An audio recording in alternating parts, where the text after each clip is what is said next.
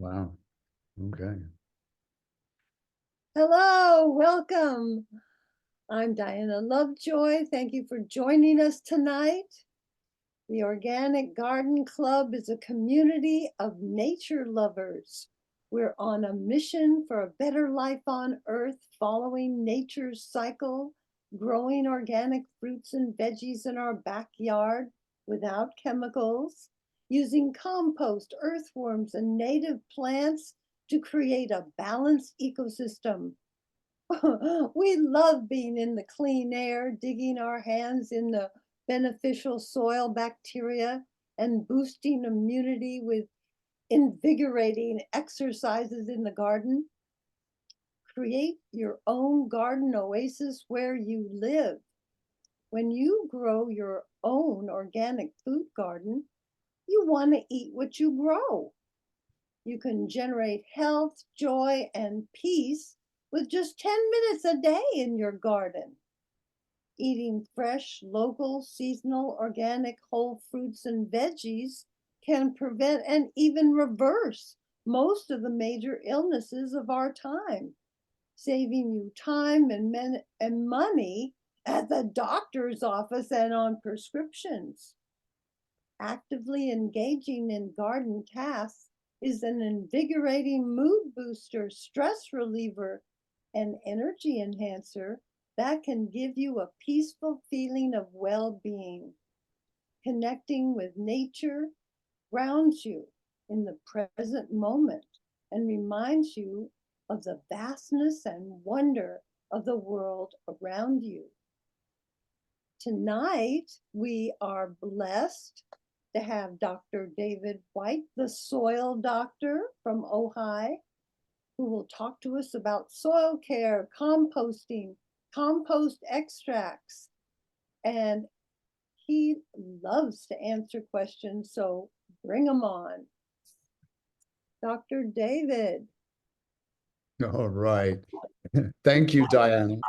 That's a great introduction and a lot of wonderful points there. So thank you for your continued work with the Organic Garden Club of Ventura County, and I'm happy to be back here and speaking with you. Up on the screen is my Instagram presence is the Soil Doctor. It's also got my website up there, rdohai.com, and I love getting questions. Hopefully we'll go through the presentation, and then at the end I'll go over questions. So let's see if we can get through this and have some fun. Embracing my inner child. And I was born and raised in Scotland, and my dad's family were farmers, and we grew in my garden, we grew lots of strawberries, rhubarb, potatoes, turnips, and our main herb was parsley. Um, and this possibly was one of the few sunny days in Scotland, which is not renowned for its sunny weather. My dad is still alive. He's going to be 100 in May, and we are Indigenous Scot. I'm an Indigenous Scot, and so I did the equivalent of 23andMe, and it came back and said, "You're from Aberdeenshire," and I said, "Well, I could have told you that." And so here, my dad wrote a couple of books about the stone circles of Aberdeenshire, and here we are at one of my favorite stone circles. This picture was taken at least 10 years ago, but my dad still wears a tie every day. He's quite fashionable. I'll be over there in May. I do tours of stone circles in Scotland, so that's centersofearthmagic.com, but that's a different thing. But 5,500 years ago, my ancestors were building stone circles there. So it's pretty interesting to visit the sites that they honored with those great edifices. I went to university in Edinburgh. Everybody in Scotland, of course, lives in castles. Here's Edinburgh Castle. It's a pretty beautiful city, the Athens of the North. I was very fortunate to get my bachelor's in biological sciences, and then went on and did a PhD in medicine, although it was primarily cell biology. I did a lot of microscopy, and so that's something that I continue to do. Ojai was the first place I visited in America, 1985. That was pretty lucky. I've lived here since 1988. And that was after I did a postdoc at Cornell Medical School. I also did run a research lab for the University of Idaho for a while. Now, mainly, I did run the Center for Regenerative Agriculture for 20 years. Mainly, I've transferred that work to Once Upon a Watershed program, which at its core is about connecting kids to nature. And I work with now about 25 schools in Ventura County, and we have curriculum for kindergarten, fourth, fifth, and sixth grade. But I also have a story of our soil for seventh graders, and I do high school classes. I mean, I love to teach. So onceuponawatershed.org is our website. But here I am. This is at White Buffalo Land Trust doing live microscopy, which is always a little bit exhilarating because you never know what you're going to see. But on the screen, I think we got a pretty good fungal hyphae there. We have in the past done quite a lot of community soil testing workshops where people bring their compost and then you can put it on the big screen with the trinocular microscope. That might be something you want to consider doing at a future date, to actually do community soil testing workshop where people bring their own compost and you can put it on the screen. It's a fun thing to do. I want to honor my teachers on the left, Dr. Elaine Ingham, the queen of the soil, who really did so much to popularize and to educate people about the soil food web. And then on the right, Vandana Shiva, who really is the thorn in the side of Monsanto and Bayer, and she has put a tremendous amount of effort into exposing really the crimes of chemical companies. Also, I want to acknowledge Bill Mollison. I took my permaculture design course with Bill in 1997, and that really brought together a lot of different things. And everything is connected in ecology and in indigenous thought. So we'll touch on that upcoming.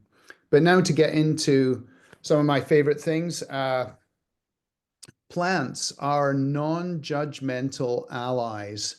They are amazing things. They're covered in solar panels, and they're taking CO2 out of the atmosphere and fixing it in their bodies. And they are nature-based climate solutions. So really, in our times of climate change, adaptation would seem to encourage the use of trees and plants. When we think of trees, we don't necessarily think of what's underground. Here we get an image of the root systems of trees, but getting to see what's underground and the interactions with the roots is something that is tricky. It's the dark laboratory of the soil, as Aldo Leopold, the father of ecology, calls it. I really like that idea. But I've got this slide, which I got from Kiss the Ground. Two of the movies that really made a big difference in the regenerative system was Kiss the Ground and Biggest Little Farm. And now I think Kiss the Ground has a, what is it, Common Ground? I can't remember that. I got the DVD and then I loaned it to a friend and I haven't got back yet, so I haven't seen it yet. But they gave us this slide, and it's really quite nice, animated. But it's important to realize that this is nature-based climate solution in action. And even though, you know, trees, plants, all plants are nature-based climate solutions. They're all taking CO2 out of the atmosphere, no matter how much you don't like them, whether it's Bermuda grass in the middle of your vegetable patch, it's still taking CO2 out of the atmosphere and putting it into the ground and into its body. And you know, in this slide, it says that 40% of that CO2 is being transformed into carbohydrates and being pumped into the soil, into the rhizosphere. And so it's really liquid sun is being exuded into the soil. But you know, I've seen estimates that are as high as 70%, depending on the plant, of how much CO2 is actually being injected into the ground. And so it's really worth remembering that plants are doing that for us. They're our breathing buddies. We wouldn't be here if it wasn't for plants. 300 million years they've been around. That is a long time. They have a lot of intelligence that we don't understand. Nature is way complex and we don't understand it. We can see some things like cycles, we get it. Um, but there's a lot more complexity and mystery to nature than we can ever cope with, I think. Let's see. This slide I think is pretty important. I'll spend a little bit of time on it. It's not my favorite slide, but it is important to see the development of soils.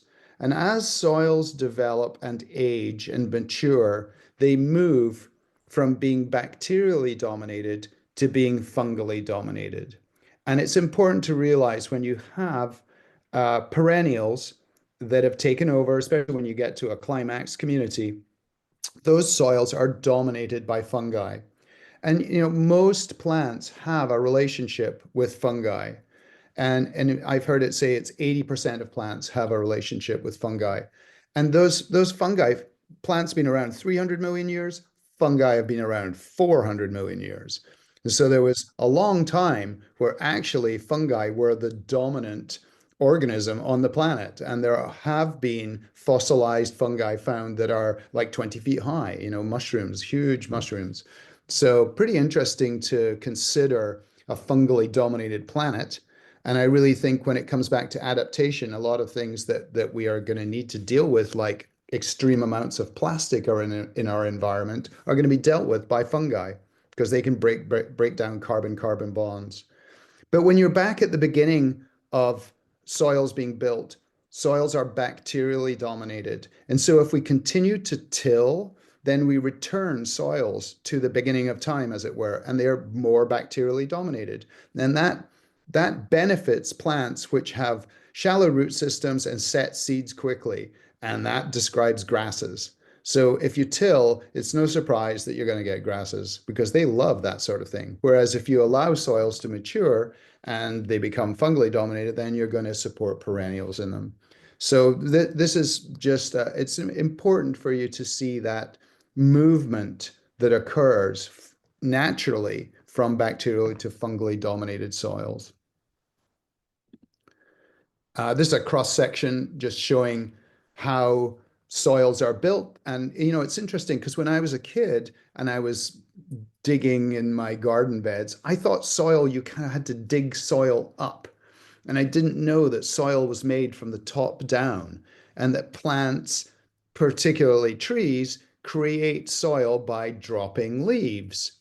And it's important to recognize that they call them leaves because you should leave them, right? Because that's supporting the soil. That's how soil is made. And a key thing for healthy soil is you want to increase the carbon content of your soils. That's how to increase the health of your soils. And the double whammy with that is that increasing the carbon content of your soils is also decreasing the carbon content of our atmosphere.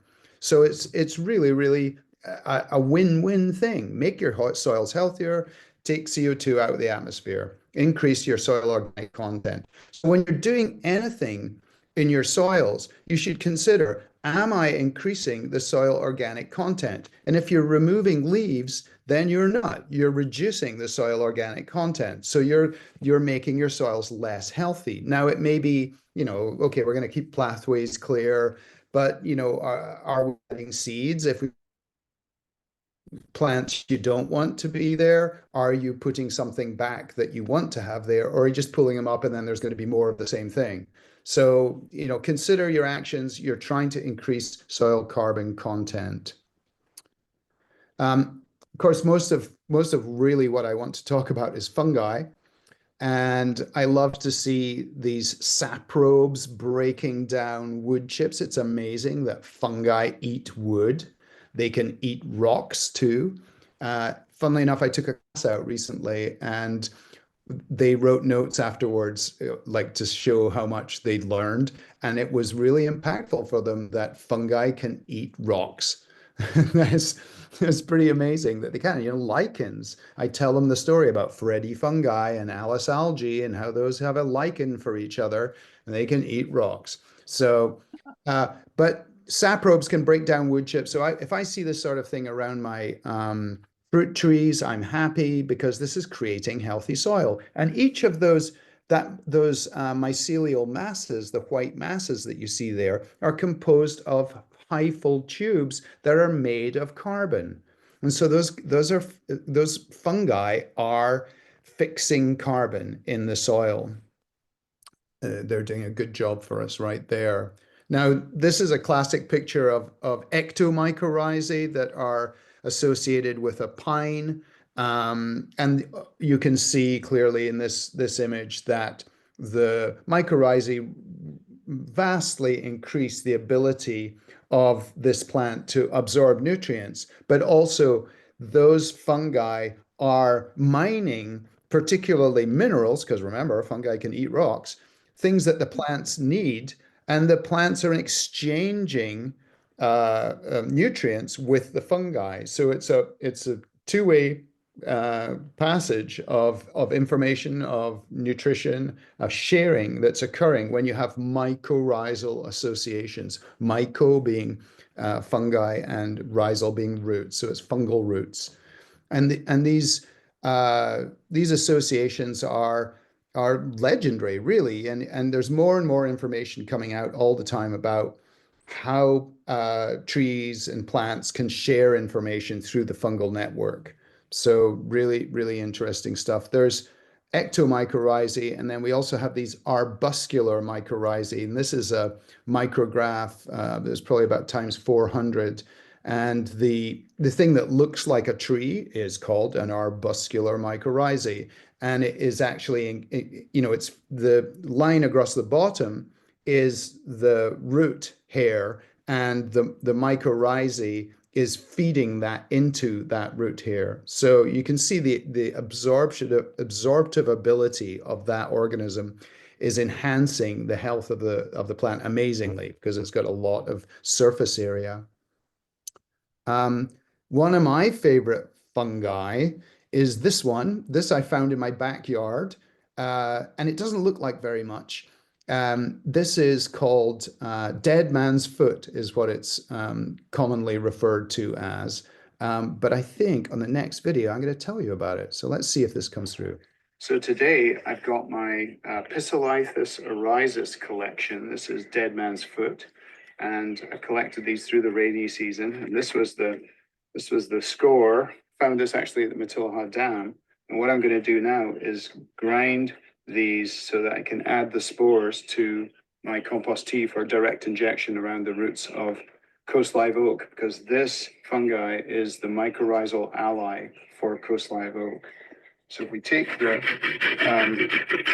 head of the fruiting body and just grind it a bit, you can see the spores, what's coming off there that looks like smoke are the spores of this fungi. And currently they say that these can travel through interstellar space. But these spores, 2 billion per gram of these spores. They're about 7 microns across. So they're really, really tiny.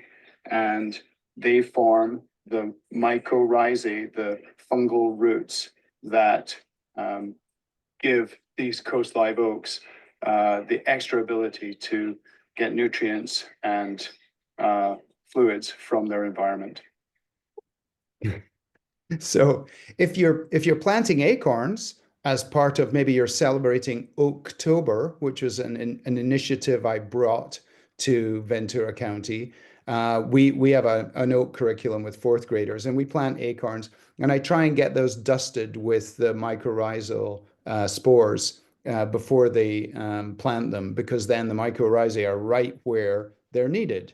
But these, you can see that how small those spores are. And it is pretty interesting to consider the fact that they are so tiny they can travel through space. Not sure how fungi got here, but they've been here a long time. And when I first learned about these, I actually purchased 5 grams of spores, and I paid a lot of money for them. And now I'm able to put those. People start when you start getting your search image in for them. Suddenly you'll find them. It's like, oh wow, look at that, and it is pretty amazing. I've got one that I show off to classes when I take them to the Matilaha Dam, We have the permit to go up there. And this fruiting body there burst through asphalt. I mean, it's incredible. And they're quite fragile, but then incredibly strong. And it's not a mushroom. It's actually, I think it's called a basidiocarp, is what that is, because it's full of spores. And it's a little bit like there's several different fungal fruiting bodies that are of the same uh, look to them. Anyway, dead man's foot. Um, Another one that I really like is Trametes versicolor, which is very common. These are both very common fungi. Trametes is commonly known as turkey tail, and it grows on dead oaks. So if you're visiting oak woodland, then you're probably going to find turkey tail, which apparently has anti-cancer properties. So we're just beginning to learn about some of the things that these fungal allies can help us with. So pretty amazing. This I actually found in, it was an interesting story because I found it in the yard of a friend whose wife had cancer, and she's in remission now. I don't know if she actually, I said, hey, these are anti-cancer, but anyway, we're learning all the time about our fungal allies.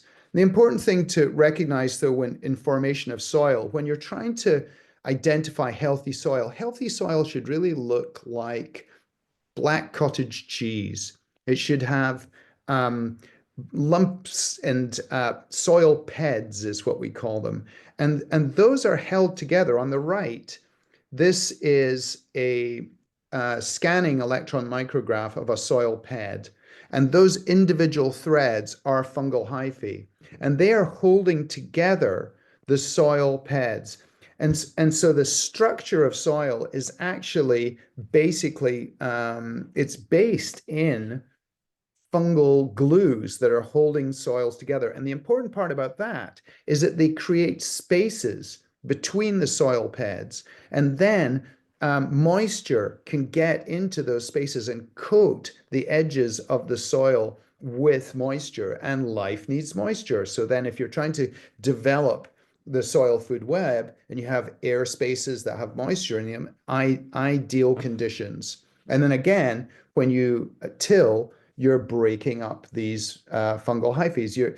And we have that maybe it's fairly common that people think that when you till, oh, you fluffed up the soil, it looks really nice and fluffy. But what happens is that it then compacts. So it's important to recognize, there are times when it is okay, and there is a need. If you've got compacted soil, maybe it's time to get in there and dig it up. But maybe you can use daikon radishes too. But really, every time you do that, you're breaking up the integrity of the soil. If we look at this is a fluorescence micrograph with a fluorescent tag for glomalin, which is the glue that is on the surface of fungal hyphae.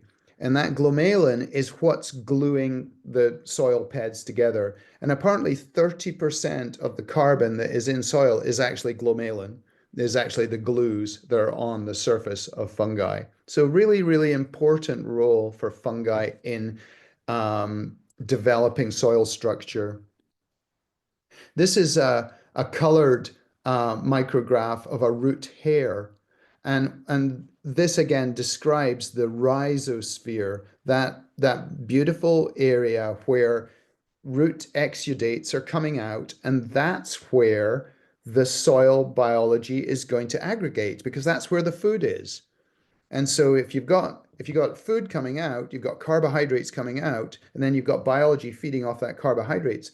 That biology is replicating, it's defecating, it's dying, it's releasing nutrients in the rhizosphere. So it's a two-way thing. It's feeding one to feed the other. And you can't really separate soil and plants. Soil without plants is going to want to have plants on it, and plants will grow on it.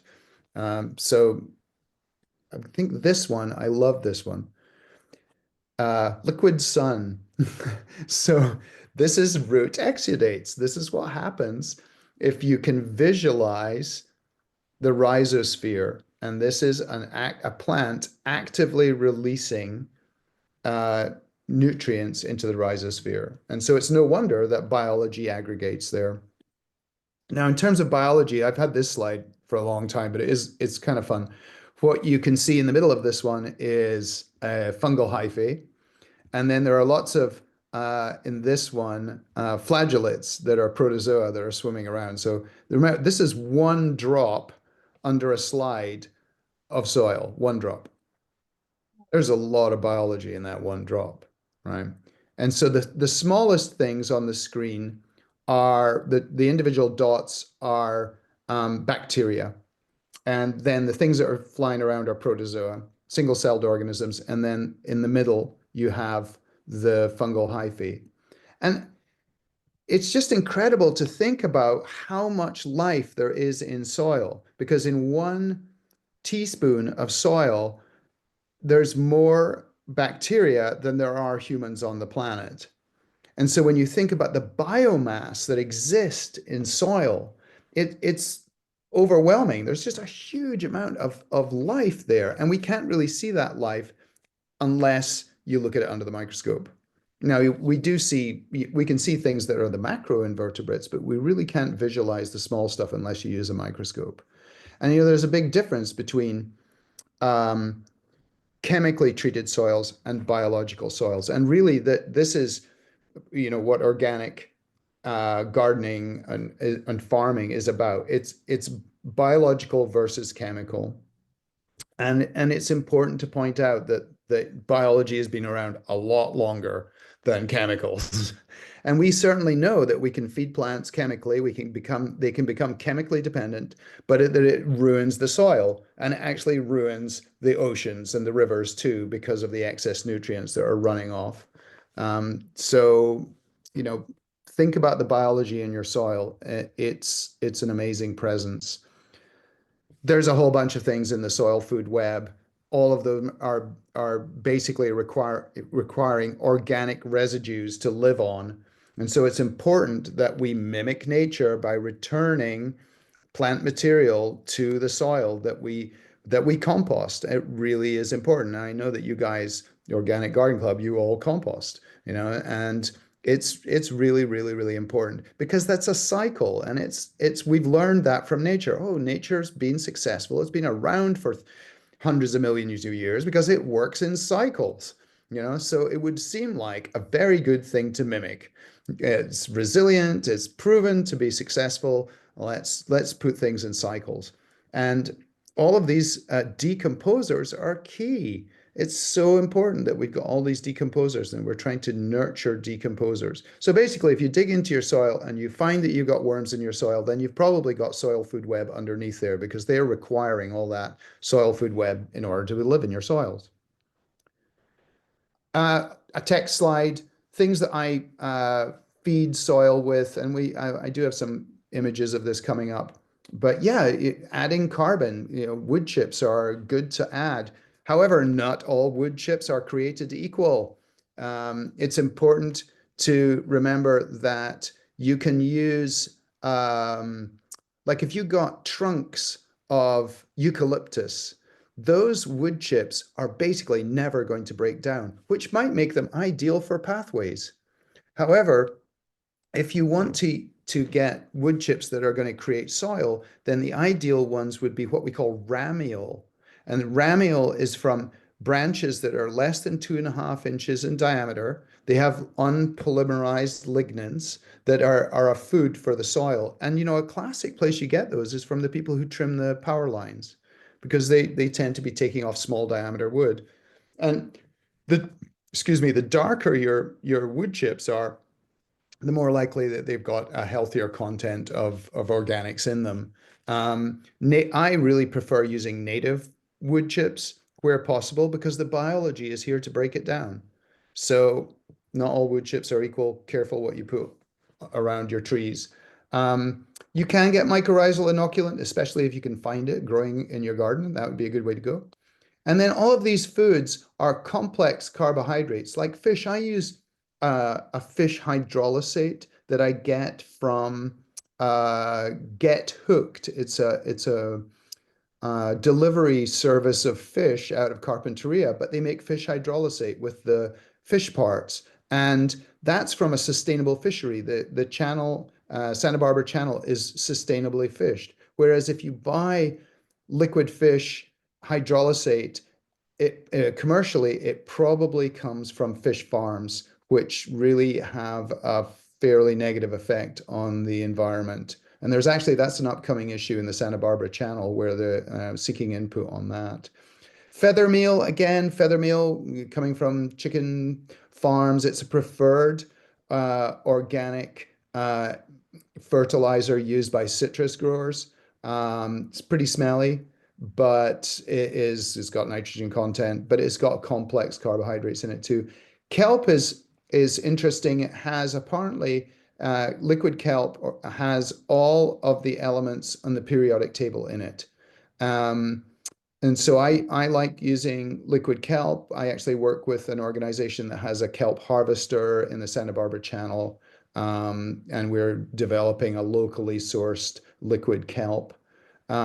So soy and alfalfa. Alfalfa is actually a great thing to put on soils. It's got nitrogen in it, right? But those fish feather, kelp, soy, and alfalfa you can actually get in landscape mix, which you can buy from Island Seed and Feed, all of those different as meals. They're real foods. They're not chemicals, they're real foods. But compost extracts, we'll talk about how to extend the ability of your compost to treat your soil, to get that biology out.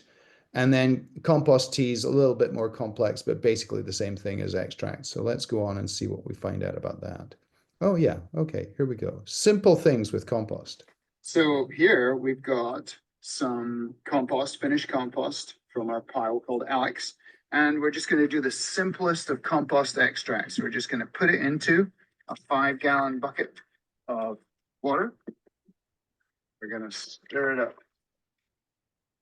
and making a liquid extract from our compost. Let's get some chunks of wood in there. It's got a lot of great soil biology. And then I'm going to pour this around the plants.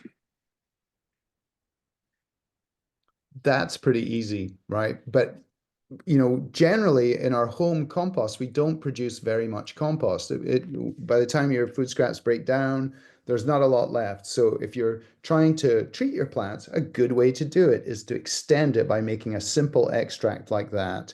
And you can see the color of it. The color you're aiming for, 70% dark chocolate. That means that it's got humates in it, those complex macromolecules that are you can make out of compost. So you've got to have quality. It's all about the compost. It's all about the quality of the compost.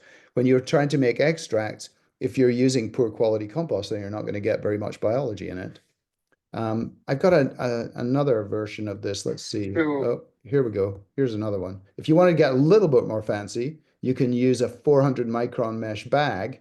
I don't know that this is an advantage, but it strains out the chunky bits so they don't block up your watering can. So this is a simple compost extract. I got a compost tea bag, and we put a pound of finished compost, and we're just going to put it into a bucket of water, and we're just going to massage it in here, and this will break up the aggregates, and the biology that's in our compost is going to go out into the liquid. And I could do this for 5 minutes. But already, if you look at the color of the liquid, it's like 70% dark chocolate. We have got a compost extract.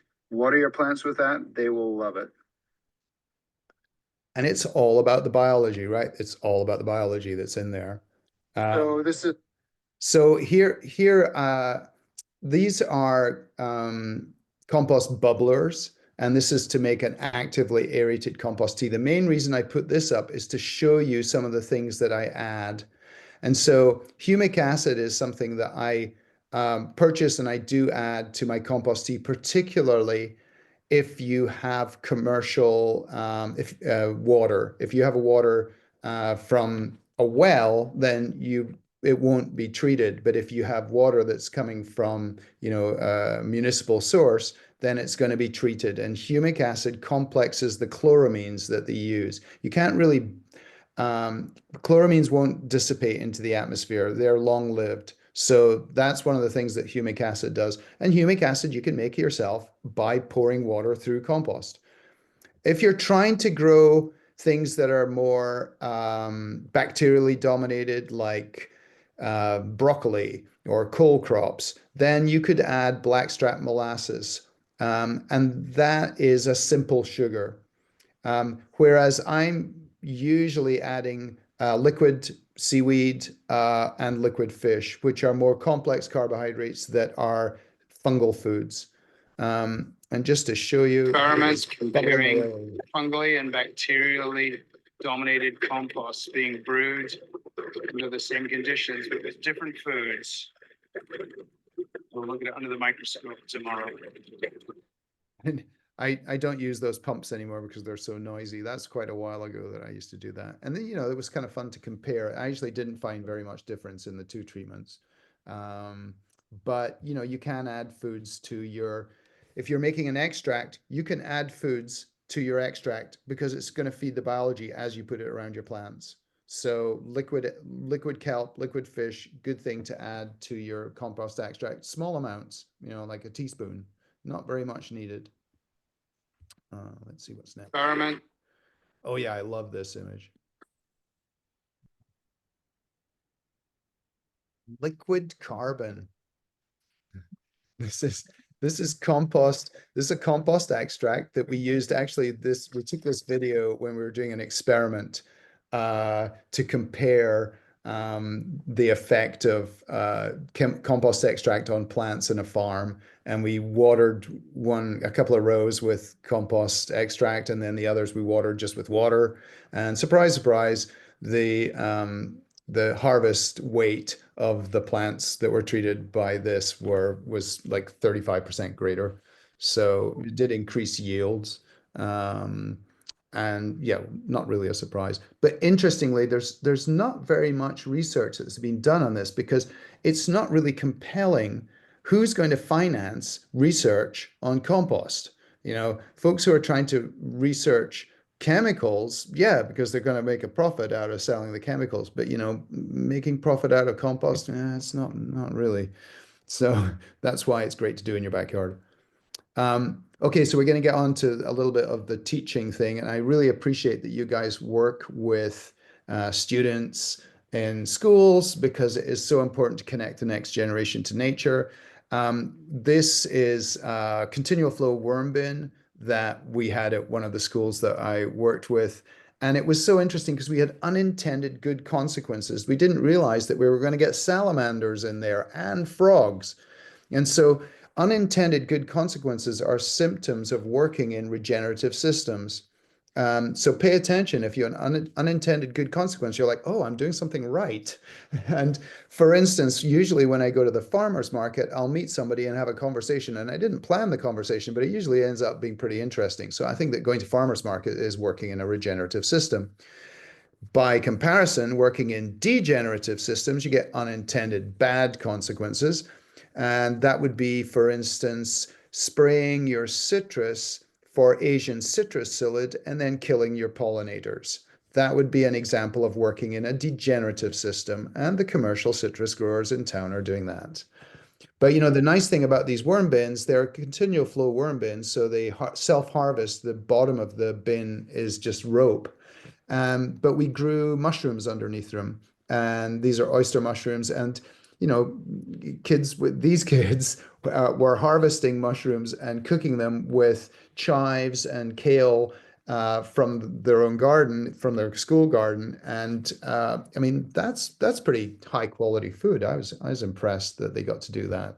And it's so important. They loved doing it and they loved eating it. When, to hear kids saying, hey, the kale's ready, and running to eat food that they'd harvest themselves and cook themselves. That's a good outcome.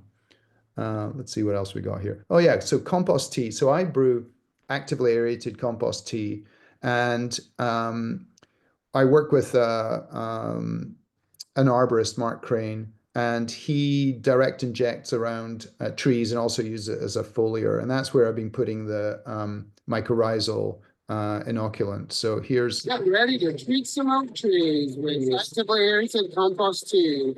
so he's got a 200-gallon tank, and he's got a pump, and he's got an injector, and you inject it around trees that are ailing.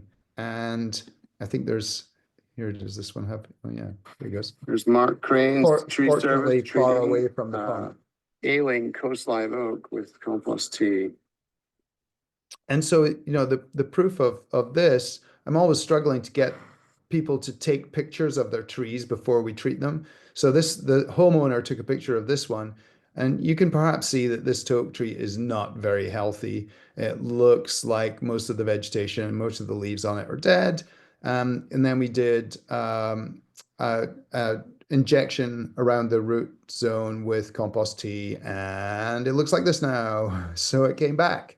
And so it is important that we feed the soil. And if you've had soils that have been treated with Roundup, for instance, or chemical fertilizers, then it tends to kill the biology that's in the soil. And excuse me a second. If you get biology in the soil, it's also creating air spaces. So it'll increase the ability of water to soak in, of rain to soak in. If you leave the leaves, then your soil sponge is working. And that's kind of an antidote to soil compaction, which is very, very common, not just from cars driving over it, but by people walking. You walking in your garden beds. Don't walk in your garden beds. Shout out for pollinator support. I'm going to be working up at Lotus Land. I do quite a bit of work with Lotus Land. I'll be speaking to their annual member meeting, and this is one of my favorite gardens. There is their insectary garden, and this is actually I think is underneath their orchard, which is sort of off their tour. But it's really, really important that we have floristics. In fact, Bill Mollison in my permaculture course, he told me maximize floristics. We need more flowers, and go for it. Get those seeds out there. You want to have a diversity of flowers for it. And a lot of the invertebrates, the flying invertebrates, are really too small for us to see. It's easy to spot honeybees because they're slow moving, or bumblebees. You can see them, but a lot of the things are actually really, really tiny. And it's just count on it that you've got a lot of biology when you've got flowers like this. I guess that's cilantro, and that's a very easy one to grow. You can eat it, and insects love it, because it's easy to land on. And one of the things that we have to work on is that certain people look at this and they're like, oh, it's wild. We need to cut that down and manage it. And we need wilderness in our gardens. We need to have wild areas in our gardens. So um, accept some wilderness in the garden. Oh, what's here? Let's see what this is. Oh yeah. What do you see in there? Some plastic? Yeah. Get the trash out. We can't eat that. Over there.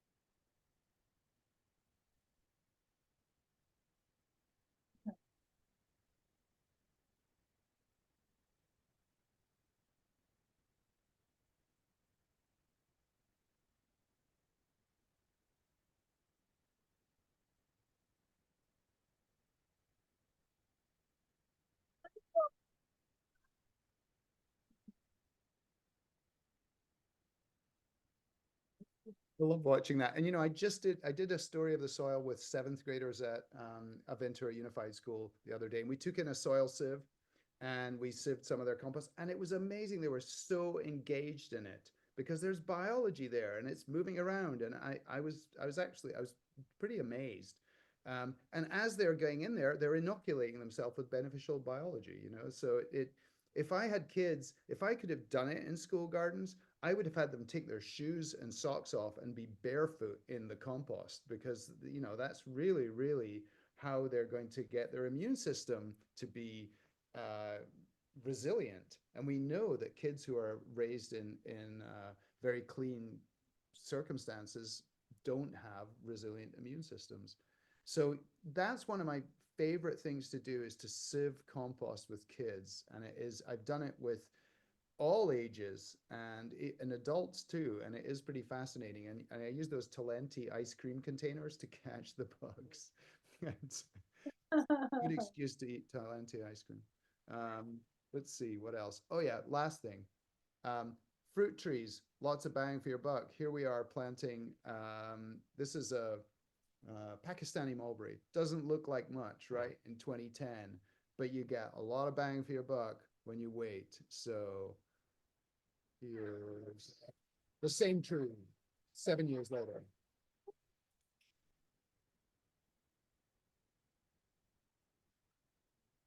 Yeah.